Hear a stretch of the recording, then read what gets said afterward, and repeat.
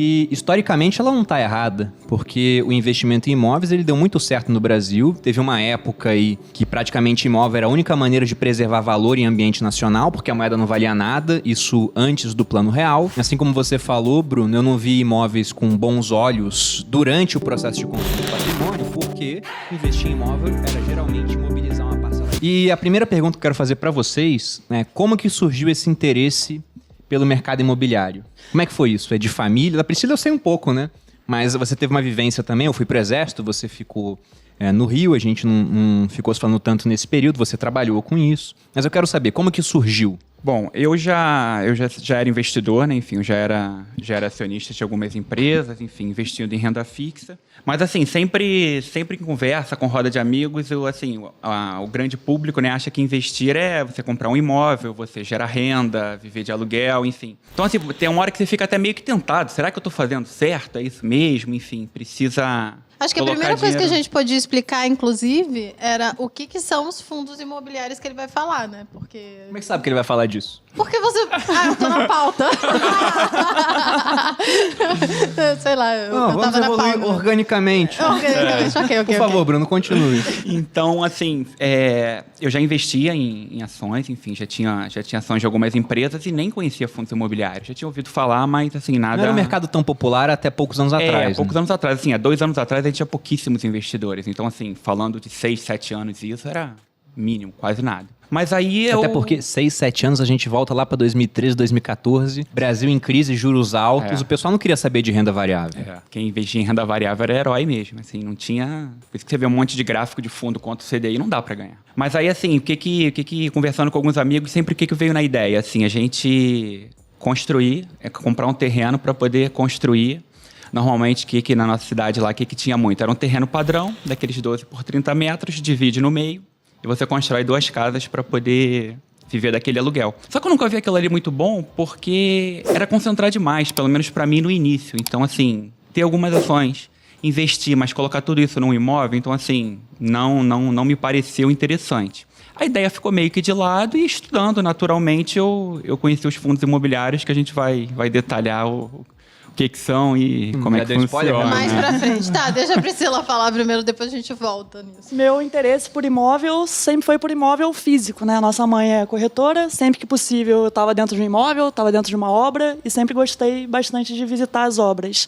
E aí depois, quando eu comecei a fazer direito, no meu primeiro estágio, eu tive contato com um leilão e foi uma coisa surreal, que o Rio de Janeiro vivia o boom imobiliário. Um kitnet em Copacabana custava na casa de R$1 milhão. Olimpíadas, né? Era impulsionado pelas obras das Olimpíadas, da Copa do Mundo. E se chamar kitnet de estúdio, dobra. Que fica gourmet. Eu nem sabia que os leilões existiam, né? Tava no começo da faculdade.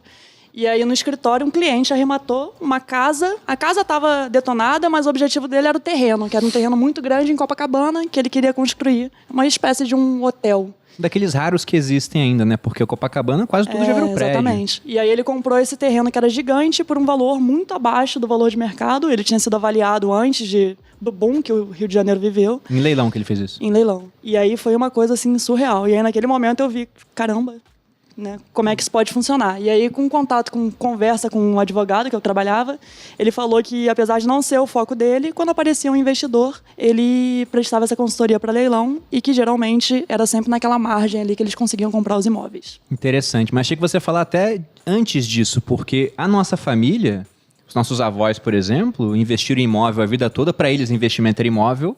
Até porque esse tijolo. pessoal... Tijolo. Exatamente. Não, na verdade, a minha avó falava isso pra mim. Você tem que investir em tijolo. Isso. E não em ação, essas coisas que você investe. E, historicamente, ela não está errada. Porque o investimento em imóveis, ele deu muito certo no Brasil. Teve uma época aí que praticamente imóvel era a única maneira de preservar valor em ambiente nacional, porque a moeda não valia nada. Isso antes do Plano Real. Teve o confisco do Collor também antes do Real. Ou seja, quem tinha dinheiro em vários investimentos de renda fixa perdeu dinheiro, acabou tendo esse dinheiro retido e não corrigido pela inflação, enquanto o mercado imobiliário, principalmente o imóvel residencial, você estava lá ou colocava alguém como um inquilino. Então, a nossa família já tinha muito isso de imóvel. Os nossos avós, eles tinham isso, né? Quanto mais imóveis eles pudessem comprar, eles comprariam para alugar. O foco era sempre aluguel. Não, e até hoje, a minha avó falou, vou vender um imóvel e você vai investir pra mim. Eu falei, tá bom, ela vende e compra um outro. É sempre assim. Não consegue. É sempre assim. O dinheiro fica lá na renda fixa um pouquinho pra ela usar, mas o restante é comprando algum imóvel. E sua família, Boludinha? Tem algum histórico com isso? Não, eu ia falar que eu nunca tive nenhum interesse em imóveis. Não, porque eu já contei várias vezes aqui que o meu pai é funcionário público, minha família toda é funcionária pública, sempre foi, o Bruno era também. Então, a gente sempre teve estabilidade. E depois que eu comecei a namorar com o Bruno e a gente casou e tal, a gente já vivia nessa ideia de juntar dinheiro, né? Ter uma coisa legal, dinheiro investido mesmo. E sempre tivemos a ideia de que imóvel não era a melhor opção. Então, eu nunca tive esse sonho de ter a casa própria, nunca tive vontade de morar.